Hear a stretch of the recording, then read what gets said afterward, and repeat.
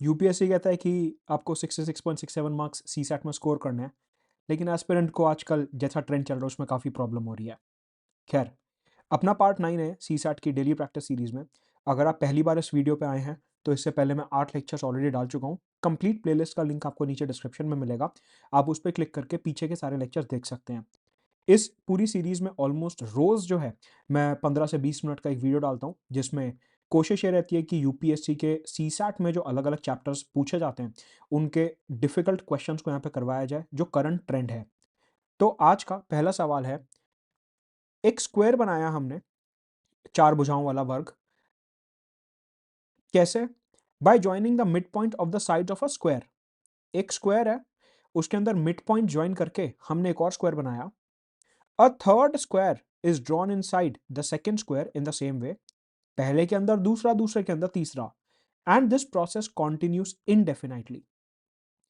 If a side of the first square is 4 centimeter, determine the sum of areas of all the squares. कह रहे हैं जो infinite squares हम बना रहे हैं, इनका एरिया निकालो, और एरिया निकाल के आप जो है ये बताइए कि उनका सम कितना होगा।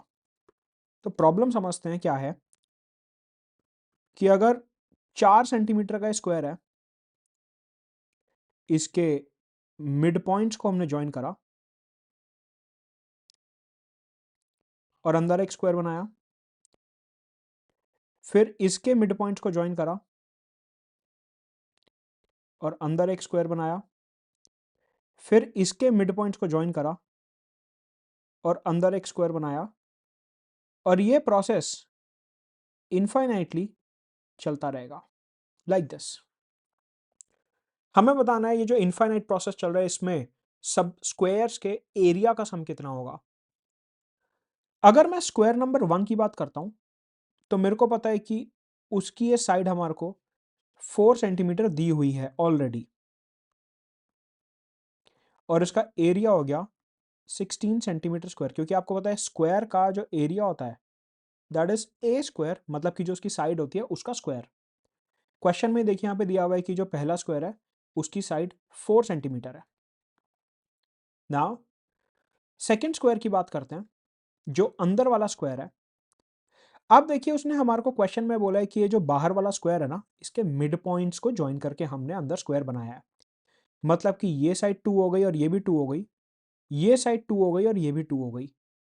तभी तो हम ये इस पर्टिकुलर ट्राइंगल में, अगर हम इस ट्राइंगल की बात करते हैं, लेट अस से ट्राइंगल ए बी और सी, इस ट्राइंगल की अगर हम बात करते हैं, तो उसमें अगर हम ये वाली साइड निकाल लें पाइथागोरस थ्योरम का इस्तेमाल करके ए और बी, तो हमारे पास अंदर वाले स्क्वायर की साइड आ जाएगी। स्क्वायर में आपको पता है कि ये कोने वाला एंगल तो 90 डिग्री होता ही है। तो अगर ट्राइंगल ए बी सी में हम पाइथागोरस थ्योरम लगा दें, a b square is equal to a c square plus c b square, तो हमारे पास ए बी की लेंथ आ जाएगी, मतलब कि जो अंदर वाला स्क्वायर है उसकी लेंथ आ जाएगी।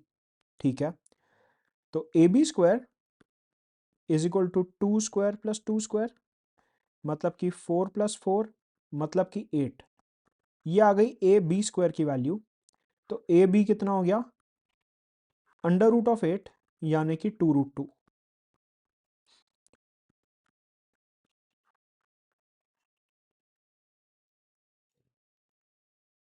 तो जो अपना दूसरा वाला स्क्वायर है अंदर वाला, उसकी साइड आ गई 2√2, और उसका एरिया कितना हो गया, 2√2 का स्क्वायर, और 2√2 का स्क्वायर जो होता है वो 8 होता है।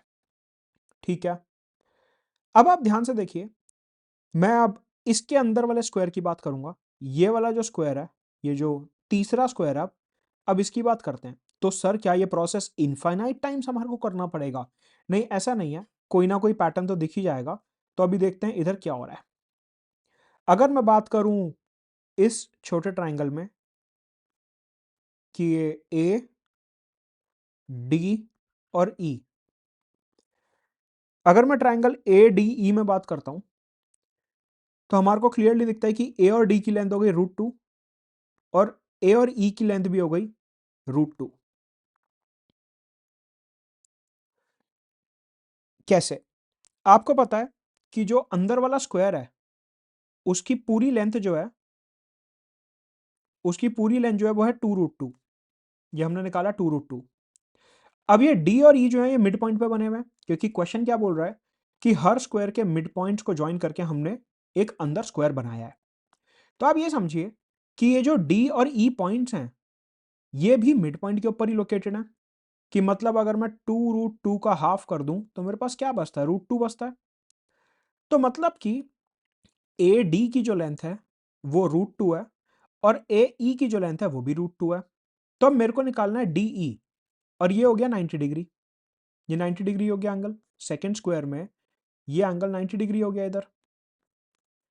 मेरे को निकालना है d e square, that is equal to a d square plus a e square, that is √2 square plus √2 square, 2 + 2। तो डी ई स्क्वायर आ गया मेरे पास 4 और डी ई की वैल्यू आ गई 2। तो तीसरे वाला जो स्क्वायर है अंदर उसकी साइड है 2 और उसका एरिया हो गया 4 सेंटीमीटर स्क्वायर। तो देखिए मैंने पैटर्न यहां पे पकड़ लिया। पैटर्न क्या है कि अगर मैं पहली वाली साइड को √2 से डिवाइड करता हूं तो मेरे पास अगली साइड आ जाती है, फिर मैं इसको दोबारा से √2 से डिवाइड करता हूं तो मेरे पास अगली वाली साइड आ जाती है।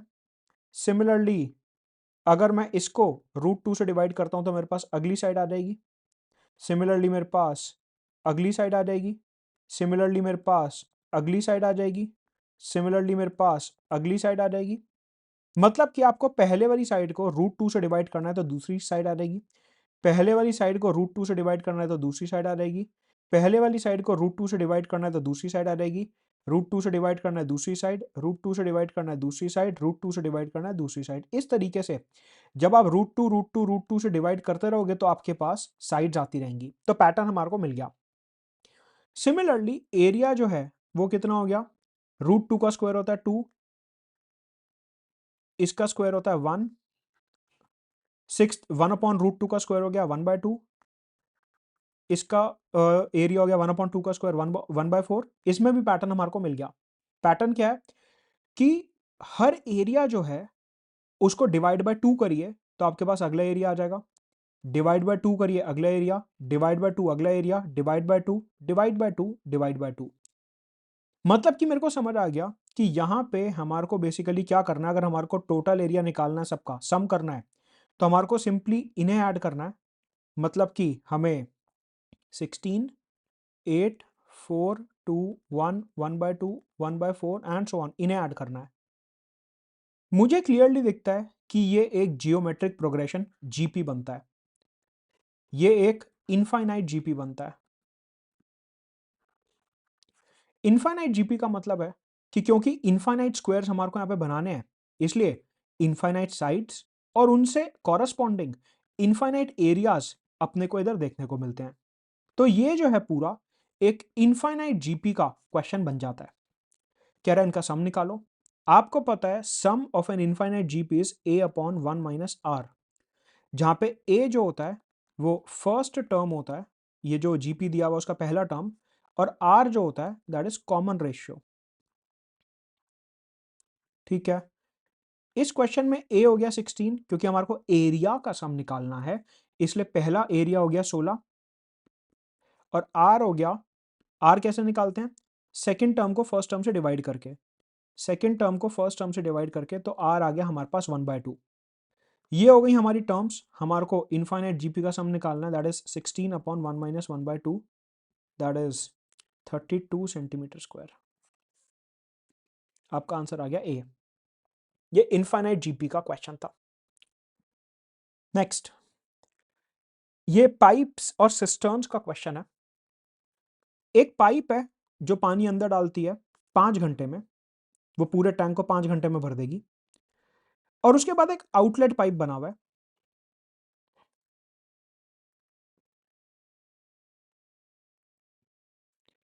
ये एक इनलेट पाइप है, ये एक आउटलेट पाइप है। ये जो है 5 घंटे में पूरे टैंक को भर देगा, और ये जो आउटलेट पाइप है ये 36 आवर्स में पूरे टैंक को खाली कर देगी। वो ये बोल रहा है कि हमारे को और ऐसे जो आउटलेट पाइप है, पानी को बाहर निकालने वाले जो पाइप्स हैं, ऐसे और कितने लगाने पड़ेंगे? क्या पूछ रहा है? Additional outlet pipes. Additional outlet pipes कह रहे हैं ऐसे और कितने पाइप लगाने पड़ेंगे जिससे कि ये टैंक कभी भी ओवरफ्लो ना हो। पानी आ रहा है, पानी बाहर जा रहा है, बीच में क्या हो रहा है आप ये समझिए यहाँ पे कि प्रॉब्लम क्या है। प्रॉब्लम ये है कि पानी बहुत तेजी से आ रहा है कि 5 घंटे में पूरा टैंक भर दिया, लेकिन जो पानी बाहर जा रहा है वो बहुत ही स्लो स्पीड पे जा रहा है कि 36 आवर्स लगेंगे पानी को बाहर जाने में। तो ऐसे में जब टैंक फटाफट भर जाएगा तो फिर वो ओवरफ्लो करने लगेगा क्योंकि पानी तो नॉन स्टॉप आ रहा है, लेकिन जा धीरे स्पीड पर है। तो ये वाली साइड जो है वो स्लो है, इस वाले बंटी का साबुन स्लो है, और ये जो है बॉर्नवीटा पी के तेज हो गया। इसने तैयारी जीत की करी है। ठीक है, कह रहे हैं यहाँ पे एडिशनल और कितने पाइप्स लगाने हैं जिससे कि ये टैंक कभी भी ओवरफ्लो ना करे। ठीक है, क्वेश्चन हम समझ गए। Time taken to fill the tank is 5 hours. तो इस केस में efficiency to fill the tank जो है वो हो गई 1/5। आपको पता है एफिशिएंसी जो होता है वो 1/टाइम होता है। जितना भी आपको टाइम दिया हुआ उसका आप रेसिप्रोकल कर दीजिए तो आपके पास एफिशिएंसी आ जाएगी। Similarly time taken to empty the tank is 36 hours, तो efficiency to empty the tank is 1/36। ठीक है, अब एक बारी इनका रेशियो निकालने की कोशिश करते हैं कि इनकी एफिशिएंसी का रेशियो क्या है, कि कितनी तेजी से ये टैंक भर रहा है।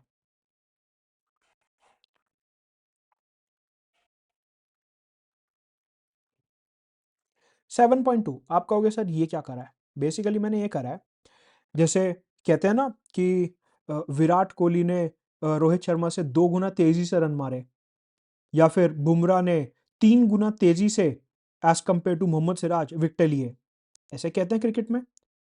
या फिर एथलेटिक्स में कि ये वाला व्यक्ति जो है वो दूसरे एथलीट से 4 गुना तेज भागा। तो यहाँ पे हम एफिशिएंसी के माध्यम से ये निकालने की कोशिश कर रहे हैं कि जो टैंक भर रहा है वो कितने गुना तेजी से भर रहा है, कितने टाइम्स तेजी से भर रहा है। जो टैंक भर रहा है वो कितने टाइम्स तेजी से भर रहा है, कितना फास्ट भर रहा है। मतलब कि जो एम्प्टी होने वाला प्रोसेस है, जो एम्प्टी होने वाला प्रोसेस है वो कितना धीरे है और फिल करने वाला प्रोसेस कितना फास्ट है। तो यहां से मुझे समझ आया कि जो टैंक है वो 7.2 गुना तेजी से, एज कंपेयर टू एम्प्टी होने से 7.2 गुना से ये टैंक जो है पानी से भर रहा है, 7.2 गुना तेजी से।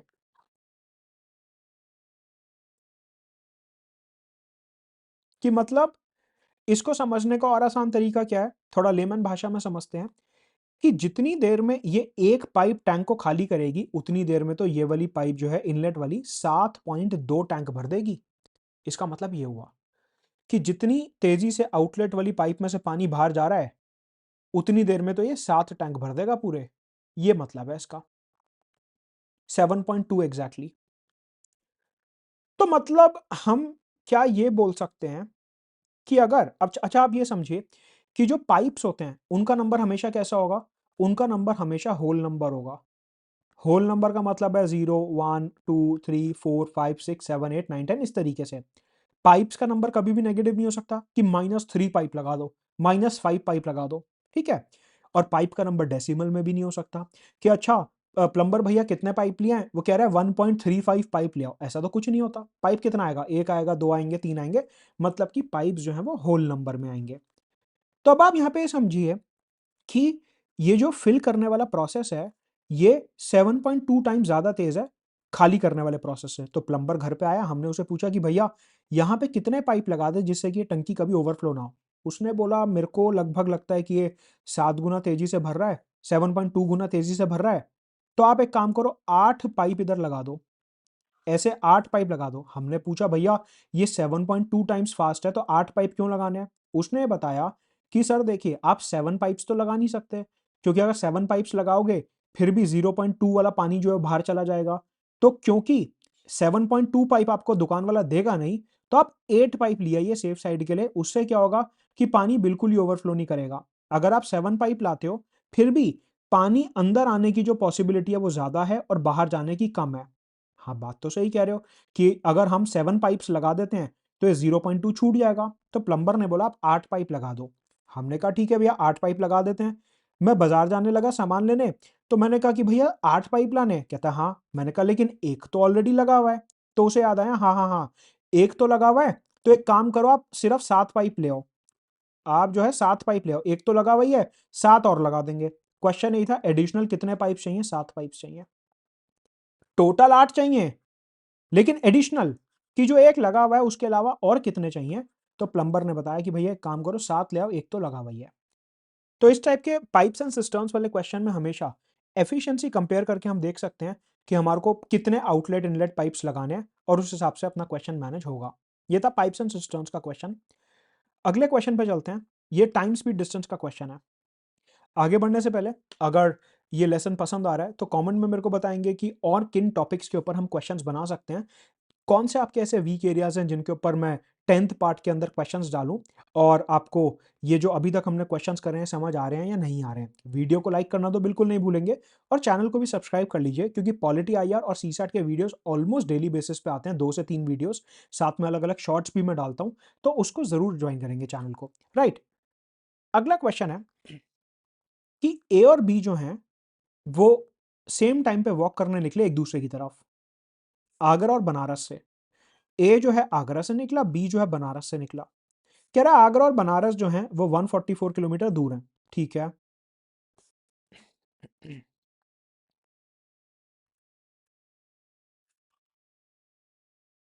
कुछ इस टाइप से क्वेश्चन है। ये आगरा है, ये बनारस है।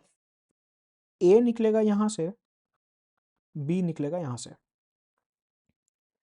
ए walks at the constant speed of 8 kilometre per hour. इसकी स्पीड जो है वो फिक्स है, that is 8 kilometre per hour. लेकिन जो बी की स्पीड है वो चेंज होती जा रही है। वो पहले घंटे में चला 4 किलोमीटर, सेकेंड घंटे में चला 5 किलोमीटर और तीसरे घंटे में चला 6 किलोमीटर एंड सो ऑन। इस तरीके से उसकी स्पीड जो है वो इंक्रीज होती जा रही है। तो बी की स्पीड क्या है? 4 kilometre per hour, 5 kilometre per hour, 6 kilometre per hour and so on. ठीक है, कह रहा है then A and B will meet. हमारे को 4 स्टेटमेंट्स दिए हुए हैं कि ए और बी कब और कैसे मिलेंगे। 6 घंटे बाद मिलेंगे, 8 घंटे बाद मिलेंगे, बीच में मिलेंगे मिड पॉइंट पे, या बनारस से 80 किलोमीटर दूर मिलेंगे। हमारे को टेस्ट करना है कि कौन सा स्टेटमेंट इनमें से सही है। यूजुअली जो आसान वाले क्वेश्चंस बनते हैं छोटे एग्जाम्स में वो कांस्टेंट स्पीड के बनते हैं। कांस्टेंट स्पीड का मतलब है कि 4, 5, 6 ऐसा नहीं होता, सिर्फ एक speed they the 4 kilometre per hour, 5 kilometre per hour and so on. Right, ठीक है। अब हमारे को ये बताना है कि कितने समय में मिलेंगे और ये डिस्टेंस हमारे को दिया हुआ है 144 किलोमीटर्स। ठीक है, ये हम समझ गए। नाउ यहां पे हम रिलेटिव वेलोसिटी का कॉन्सेप्ट लगा देते हैं।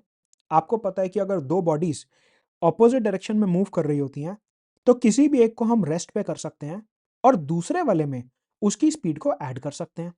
मतलब कि ये जो 4, 5, 6 है बी की स्पीड, मैंने बी को बोला कि भैया आप एक काम करो, आप बनारस में ही रुको, आप यहीं रुक जाओ, हम एक में आपकी स्पीड को ऐड कर देते हैं। यही तो होता है शॉर्टकट, कि जब दो बॉडीज एक दूसरे की तरफ ऑपोजिट डायरेक्शन में जा रही होती हैं तो हम क्या करते हैं, सिंपली एक को करा रेस्ट पे और दूसरे में उसकी स्पीड ऐड कर दी। तो अब ए की स्पीड पहले घंटे में कितनी हो गई? 12 किलोमीटर पर आवर। 8 + 4। ए की स्पीड दूसरे घंटे में कितनी हो गई? 13 किलोमीटर पर आवर। तीसरे घंटे में कितनी हो गई? 14 किलोमीटर पर आवर। चौथे घंटे में कितनी हो गई? 15 kilometre per hour and so on.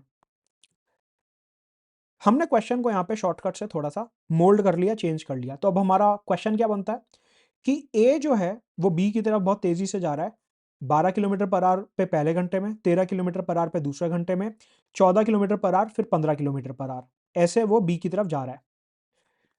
ए को जो टोटल डिस्टेंस ट्रैवल करना है वो करना है 144 किलोमीटर का। अगर ए को बी से मिलना है तो उसे 144 किलोमीटर पर आवर का डिस्टेंस ट्रैवल करना होगा। ठीक है, आपको ये पता है कि डिस्टेंस जो होता है वो स्पीड इनटू टाइम होता है। तो अब हम क्या करते हैं, पहले ये निकालते हैं कि ए को बनारस पहुंचने में कितना समय लगेगा इस प्रोसेस से। पहले घंटे में कितना डिस्टेंस ट्रैवल करेगा, 12 किलोमीटर पर आवर की स्पीड है, 1 घंटा 12 किलोमीटर पर आवर पे चल रहा है, तो पहले घंटे में 12 किलोमीटर ट्रैवल करेगा।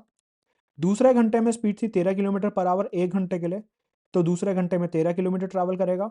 तीसरे घंटे में स्पीड थी 14 किलोमीटर पर आवर की, 1 घंटा इसी स्पीड पे चलेगा, तो 14 किलोमीटर। चौथे घंटे में स्पीड थी 15 किलोमीटर पर आवर की, 1 घंटा इसी स्पीड पे चलेगा, तो स्पीड आ गई, डिस्टेंस आ गया 15 किलोमीटर एंड सो ऑन। मतलब कि यहाँ पे जो वो डिस्टेंस ट्रैवल कर रहा है वो कुछ इस प्रकार से कर रहा है, 12 plus 13 plus 14 plus 15 and so on. मतलब कि हमारे को दिख रहा है कि इधर एक अरिथमेटिक प्रोग्रेशन बनता है, एपी।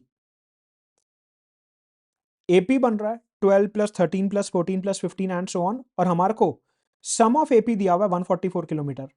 समझिए कि 12 kilometre plus 13 kilometre plus 14 kilometre plus 15 kilometre plus up to n is equal to 144 kilometre, यही दिया हुआ है कि ऐसा कितना चलना पड़ेगा और कि वो 144 उसका टोटल आ जाए।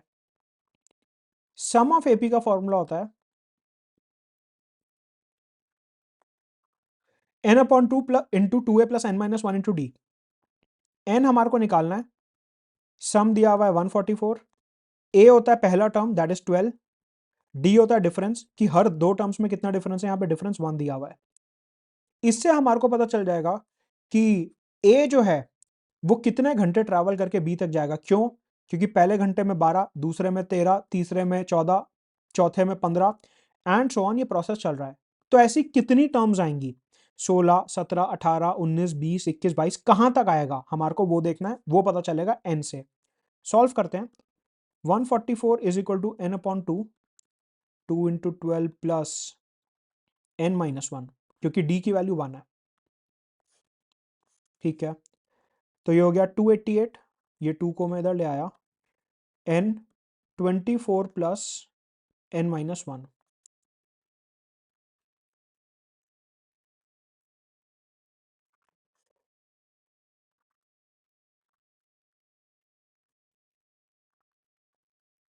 हमारे पास आता है ये n square plus 23 n minus 288 is equal to 0। Quadratic equation है, सॉल्व कर लेते हैं, 288 के फैक्टर्स बना लेते हैं।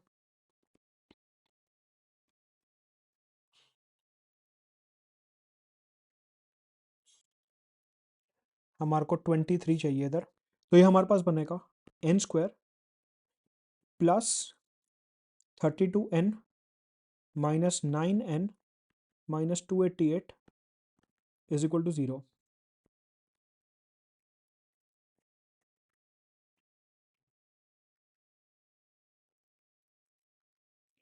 तो हमारे पास आता है n minus nine is equal to 0 और n plus 32 is equal to 0। मतलब क्लियरली हमें दिखता है यहाँ से कि n की वैल्यू आ गई 9। n की वैल्यू 9 का मतलब ये है कि यहाँ पे 9 टर्म्स आएंगी, इधर 9 टर्म्स आएंगी। पहला घंटा, दूसरा घंटा, तीसरा घंटा, चौथा घंटा, पांचवा घंटा, छठा घंटा, सातवां घंटा, आठवां घंटा और नौवां घंटा। मतलब कि जब 9 घंटे ट्रैवल करेंगे तो ये लोग मिलेंगे आपस में। मतलब कि मेरे पास यहाँ पे टाइम आ गया 9 आवर्स का, क्योंकि आप देखिए ये जो टर्म्स थे ये हर घंटे का एक टर्म था। पहले घंटे का D1, दूसरे घंटे का D2, तीसरे का D3, चौथे का D4। तो ऐसे हमारे को ये इक्वेशन सॉल्व करके मिला n की वैल्यू 9, मतलब कि 9 घंटे तक वो चलेगा तो ये मिलेंगे। तो पहले दो ऑप्शंस खत्म हो गए कि ना तो 6 घंटे में मिल रहे हैं ना 8 घंटे में मिल रहे हैं, ये मिल रहे हैं 9 घंटे में। ठीक है, ये हमने समझ लिया। अब 9 घंटे चल रहे हैं, ये बनारस था, ये आगरा था, और 144 किलोमीटर का इनके बीच में डिस्टेंस था। ठीक है, ए चला यहाँ से 8 किलोमीटर पर आवर पे और बी चला यहाँ से अपना 4, 5, 6 एंड सो 1 किलोमीटर पे। हमें दिख रहा है कि डिस्टेंस दिया हुआ है 144 किलोमीटर का टोटल, और ये मिल रहे हैं 9 घंटे के बाद। ए की स्पीड दी हुई है 8 किलोमीटर। तो यहाँ से हमारे को ये पता लगाना है कि जब ये 9 घंटे के बाद मिले तो ए ने कितना डिस्टेंस ट्रैवल करा। Distance travelled by A is time of A into speed of A. 9 घंटे वो चले और 8 किलोमीटर पर आवर की इसकी स्पीड है, मतलब कि 72 किलोमीटर्स। मतलब कि ए जो है वो जब 72 किलोमीटर चल लेगा, ए जब 72 किलोमीटर चल लेगा, मतलब कि 144 का आधा डिस्टेंस जब वो ट्रैवल कर लेगा तो ये लोग मिलेंगे। मतलब कि आंसर हो गया सी, कि वो मिडवे मिलेंगे बिटवीन आगरा एंड बनारस, या फिर 72 kilometre away from Banaras. Banaras से 72 किलोमीटर दूर जाके ये लोग मिलेंगे, ना कि 80 किलोमीटर। तो हमने बेसिकली क्या करा इधर, सबसे पहले क्वेश्चन को कन्वर्ट करा और ए की स्पीड्स को चेंज कर दिया। यहां से हमने निकाला कि ये कितने घंटे के बाद मिलेंगे। जब हमने ये निकाल लिया कितने घंटे के बाद मिल रहे हैं, उसके बाद हमने एक्चुअल क्वेश्चन पे वापस आए, क्योंकि अब हमारे को समझ आ चुका है कि वो कितनी देर में मिल रहे हैं। हमने यहाँ पे ए और बी की जो एक्चुअल स्पीड है वो यूज करी और ये निकाला कि वो कितना डिस्टेंस ट्रैवल करेंगे। 72 किलोमीटर उन्हें ट्रैवल करना पड़ेगा तब जाके वो मिलेंगे, मतलब कि आंसर हो गया ऑप्शन सी। ऐसा पैरेलल क्वेश्चन जो है वो प्रीलिम्स 2023 में भी पूछा गया था। रुकेंगे यहाँ पे, वीडियो को लाइक करना नहीं भूलेंगे और चैनल को जरूर सब्सक्राइब करिए।